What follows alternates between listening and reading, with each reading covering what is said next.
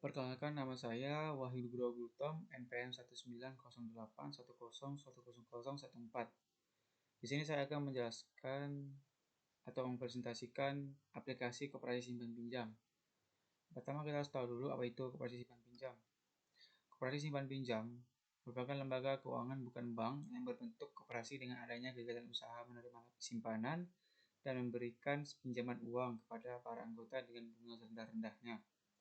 Koperasi simpan pinjam merupakan koperasi yang berdiri sendiri, yang dimana anggota adalah orang-orang yang tergabung dalam koperasi tersebut, dan mereka yang tidak terdaftar di koperasi tersebut tidak bisa menyimpan dan meminjam uang di koperasi tersebut. Fitur-fitur koperasi simpan pinjam yang ada di aplikasi tersebut, yang pertama adalah fitur cabang. Nah, ketika adanya cabang baru yang dibuka, maka aplikasi ini bisa menambahkan cabang baru. Jadi tidak usah membuat aplikasi baru lagi untuk menambahkan cabang tersebut. Yang jadi primary key-nya di fitur ini adalah kode cabang ini. Selanjutnya ada fitur anggota. Nah, pada fitur ini, anggota yang sudah mendaftar dan terdaftar di koperasi dapat ditambahkan sebagai anggota melalui fitur ini. Jadi, anggota-anggota itu bisa ditambahkan ke fitur ini. Yang menjadi primary key-nya itu adalah NIK dari anggota tersebut, nomor induk kependudukan dari anggota tersebut.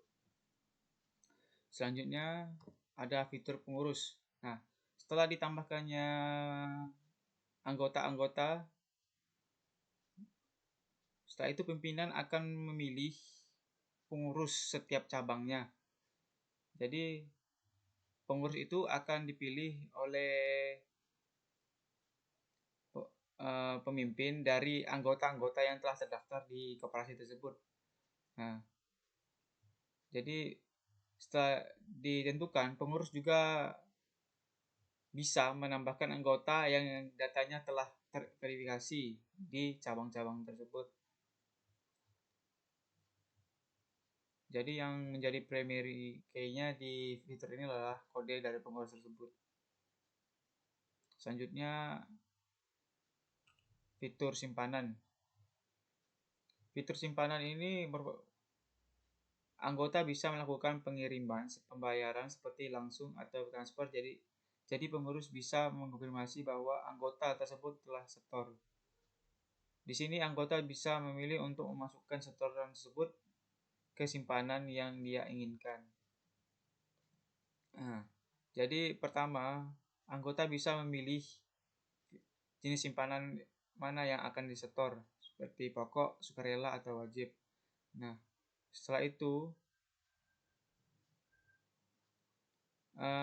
pengurus bisa mengecek apakah anggota tersebut telah setor, maka statusnya akan diubah menjadi diterima. Seperti itu. Yang menjadi primary key di fitur ini adalah kode simpanannya. Selanjutnya ada fitur pinjaman. Nah, pada fitur pinjaman ini, anggota bisa melakukan pengajuan pinjaman kepada setiap anggota koperasi. Pada fitur ini, dipastikan aplikasi dapat mengelola dan mencatat daftar pinjaman anggota, informasi jatuh tempo, dan rekap cicilan per anggota. Pada fitur ini, anggota juga bisa memilih jenis pinjaman apa yang ingin dipilih, seperti pinjaman jangka pendek, menengah, atau jangka panjang, dan memiliki waktu jatuh tempohnya dan maksimal peminjaman dari jenis-jenis tersebut, dan tentunya memiliki bunga dari setiap jenis tersebut. Setelah memilih, maka pengurus akan melihat apakah permintaan tersebut diterima atau ditolak. Jika diterima, ia akan lanjut ke fitur selanjutnya, dan jika ditolak, maka tertulis di sini ditolak, seperti itu. Selanjutnya itu adalah fitur pengambilan. Nah, sebelumnya kan ada fitur peminjaman tadi ya kan. Di sini fitur pengambilannya. Pada fitur ini, anggota yang telah melakukan pengajuan peminjaman dan dikonfirmasi oleh pengurus, maka anggota bisa melakukan pengambilan uang yang pinjam tadi. Nah, yang pada fitur pinjaman kan ada kode pinjaman yang menjadi primary key. Nah, kode pinjaman ini akan dipanggil ke fitur pengambilan ini. Nah, yang menjadi ini kode pinjaman itu berelasi. Nah, seperti itu. Untuk skema database-nya seperti ini.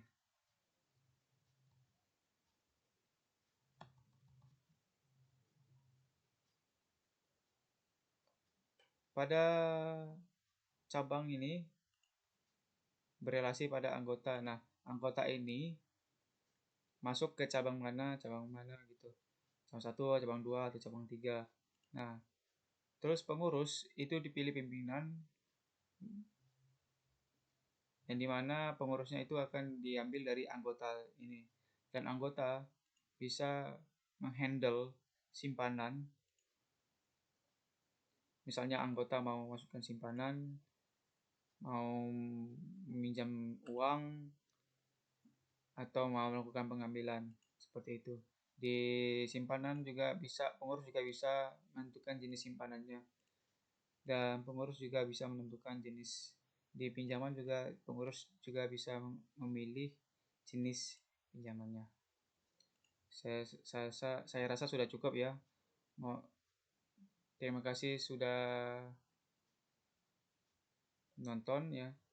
Mohon maaf jika ada salah kata, lebih kurang mohon diampuni, dan selamat pagi.